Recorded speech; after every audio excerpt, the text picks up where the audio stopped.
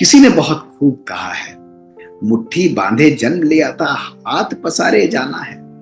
इस धरा पर धरा का धरा रह जाना है। ओम शांति दोस्तों। नमस्कार दोस्तों, कितनी सत्य बात किसी ने कही। आज मानव जीवन में हम सब कुछ बटोर रहे हैं, लेकिन बटोर क्यों रहे हैं? केवल खाली हाथ जाने के लिए। एक अद्भुत कहानी दोस्तों आपको सुनाता हूं, और ये कहानी हमारे जीवन, हमारे लाइफ का एसेंस हमारे सामने रखती है। दोस्तों, एक व्यक्ति बहुत मेहनत करता था, रोज जंगल जाता था, लकड़ियों को काटता था, खुशी का जीवन व्यतीत कर रहा था, आनंदित था, और सब कुछ उसकी लाइफ में बिल्कुल परफेक्ट चल रहा था। लेकिन दोस्तों, एक दिन जब वो जा रहा था, वहीं पर रास्ते में एक महात्मा, एक सन्यासी की कुटिया को क्रॉस करता था। उन्होंने उसे बुलाया। उन्होंने कहा, बेटा इधर आओ। उसने कहा, बताइए गुरुदेव। उसने कहा, तुम लकड़ियां काटते हो, इतनी मेहनत करते हो, तुम आगे जाओ। यहाँ पर तो तुम्हें ऑर्डिनरी लकड़ी मिलती है, क्या तुम इससे सेटिस्फाइड हो? उसने कहा, हाँ बिल्कुल। उसने कहा, आगे जाओ, तुम आगे गांव जंगल के अंदर जाओगे, घने जंगल में, तो वहां तुम्हें चंदन की लकड़ियां मिलेंगी। तो उसने कहा, उससे क्या हो? उसने कहा, तुम उन्हीं चंदन की लकड़ियों को काटकर और ज्यादा धन कमा सकते हो, अपने धंधे को बढ़ा सकते हो।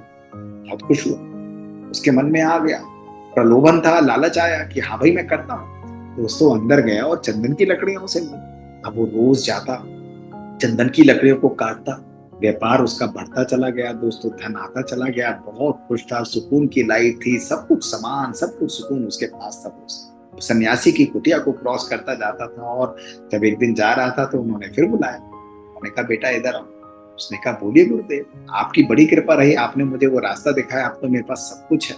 उन्होंने कहा, अरे तुम चंदन की लकड़ियां यहाँ काट रहे हो, मैं तुम्हें कहता हूँ थोड़ा इस जंगल के अंदर और जाओ। तुम वहां जाओगे तो वहां पर एक बहुत बहुत बड़ा पहाड़ है। उस पहाड़ के अंदर तुम जाओगे तो वहां तुम्हें चांदी मिलेगी। उस चांदी को लो, उसको बेचो और अपना धंधा और बढ़ाओ। उसने कहा, ऐसा? उसने कहा, बिल्कुल। उसके मन में लालच भर चुका था। दोस्तों, उस अगले दिन वो गया और अंदर जाकर उसने देखा तो उससे चांदी चांदी मिल गई। वो इतना खुश, उसने अपने जी भरकर जितनी चांदी ला सकता था दोस्तों ला दी। किसी को उसके बारे में नहीं बताया। अब रोज जंगल में जाने की बजाय दोस्तों हफ्ते में एक दिन वो जाता, चांदी भरकर ले आता, उसको बेचता, खूब धन कमाता। वही उसकी जो झोपड़ी थी वो छोटे घर से लेकर एक बड़े घर में परिवर्तित हो गई। खूब सारे उसने नौकर रख लिए, खाने पीने का सामान था दोस्तों, और वो उसका धंधा बढ़ा ही चला जा रहा था, जीवन सुकून में चल रहा था। दोस्तों, जैसे उसका लालच बढ़ रहा था, उसकी प्रकृति, उसका व्यवहार भी बदल रहा था। और महात्मा को ये बात पता लग गई। मुस्कुरा रहे थे। लोग उनके पास गए कि भाई इसका लालच बहुत बढ़ गया है, ऐसा क्या हुआ? मैंने कहा, चिंता मत कर। अब दोस्तों, जब वो फिर जा रहा था तो उन्होंने बुलाया, बेटा इधर आओ। उसने कहा, गुरुदेव अब तो मेरे पास सब कुछ है, अब मुझे कुछ नहीं जरूरत है। उन्होंने कहा, नहीं नहीं, तुम जंगल के अंदर उस पहाड़ के दूर और आगे जाओ।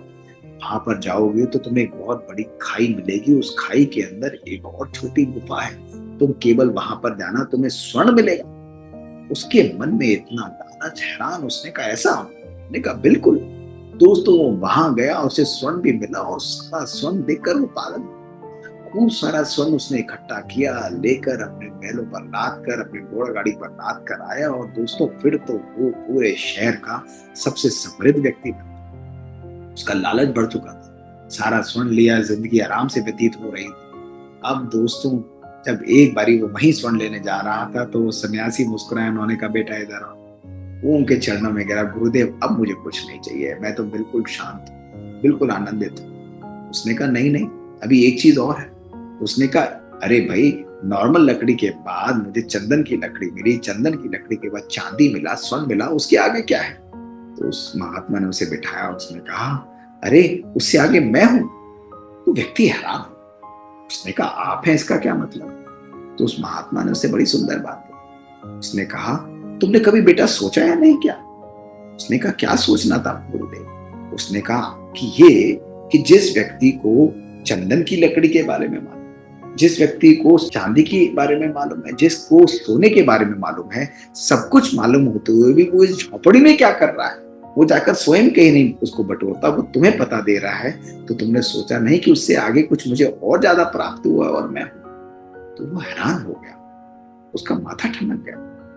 महात्मा ने आगे बात रखती हुई कही कि बेटा, तुमने इतना धन बटोरते हुए तुम्हारे मन में लालच आया, तुमने लोगों का भला करना छोड़ दिया, तुम केवल अपनी स्वार्थ पूर्ति के लिए लग गए और ये भूल गए कि जब तुम इस जहां से जाओगे, इस दुनिया से जाओगे, तो केवल तुम्हारे कर्म ही तुम्हारे साथ जाएंगे, केवल तुम्हारी सोच ही तुम्हारे साथ जाएगी। तुम्हारा धन, तुम्हारी संपत्ति कुछ भी तुम्हारे साथ नहीं जाएगा। जो जो चीज तुम्हारे साथ जाना है, क्या तुमने उसको बटोरा है?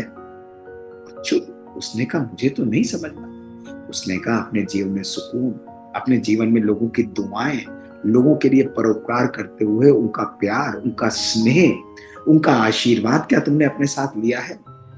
उसको समझ में आ चुका था। वो उनके चरणों में पड़ गया।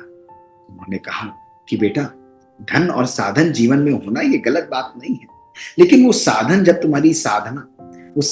तुम्हारी साधना के अंदर रुकावट डालते हैं, तो वही साधन तुम्हारे लिए अभिशाप बन जाते हैं। इसीलिए सब कुछ होते हुए भी आज तुमने अपने जीवन में सुख और शांति को अपनी गिरवी रख दिया है, और आज देखो उसी सुख और शांति के जीवन को मैं व्यतीत कर रहा हूं। इसीलिए उसके आगे में सीखो कि तुम्हें जीवन में सच्ची क्या प्राप्ति चाहिए। दोस्तों, वो महात्मा के चरणों में गिरते हुए उससे बोला कि आज आपने मुझे जिंदगी की सबसे बड़ी चीज दे दी। ये ठीक है कि मेरे पास सब कुछ था, लेकिन कहीं ना कहीं मैं अपने मार्ग से भटक गया था। आज मुझे अपने जीवन में परोपकार, दूसरों के कल्याण, दूसरों को सुख और शांति देना, उनसे दुआएं लेना, मुझे अपने जीवन में पुनः जागृत करना है। मुझे भगवान को अपने जीवन में आने देना है। जिस परमात्मा ने मुझे सब कुछ दिया, आज धन, इस लोभ की, इस लालच और रेस के अंदर कहीं ना कहीं मैं उस परमात्मा को ही भूल चुका हूं, और कहीं ना कहीं मैं अपने मार्ग से भटक चुका हूं। और ऐसा कहते हुए उसने अपने प्रण लिया और घर जाकर पुनः परोपकार में लग गया। साधारण जीवन व्यतीत करने लगा। अपने इसी धन को दूसरों के भल परोपकार में, दूसरों का भला करने में दोस्तों व्यतीत किया। दोस्तों, आज ये हमारा भी जीवन इसी प्रकार से है। आज परमात्मा हमको सब कुछ साधन और सब कुछ देता है, लेकिन पूछिए कि क्या आज हम जितना साधनों के पीछे भाग रहे हैं, क्या उतनी ही साधना भी हमने अपने जीवन में की? क्या परमात्मा को अपने जीवन में आने दिया है? उसका प्यार, उसका शांति, पवित्रता, आनंद और सुख, क्या उसका अनुभव हम हर पल जीवन में करते हैं? दोस्तों, किसी ने बहुत सुंदर कहा है कि सब कुछ बटोरने में लगे हैं आज का मानव, खाली हाथ जाने के लिए। दोस्तों, हमें खाली हाथ नहीं जाना है। हमें ले जाना है अपने साथ हमारे किए हुए पुण्य कर्म, हमारा व्यवहार, हमारे श्रेष्ठ संस्कार, हमारा दूसरों के प्रति किया हुआ भला, जो हमको सदा दूसरों की दुआएं दिलाता है।